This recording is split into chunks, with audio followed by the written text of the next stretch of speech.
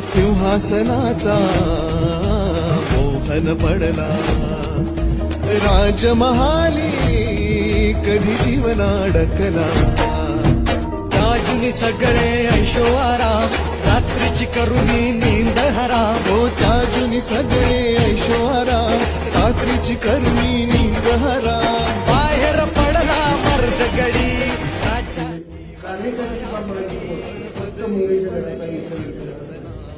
फक्त मोहनाच्या घरात कट राहिला सत्ता नसताना म्हणून आम्ही तुला जे सत्तेचे मत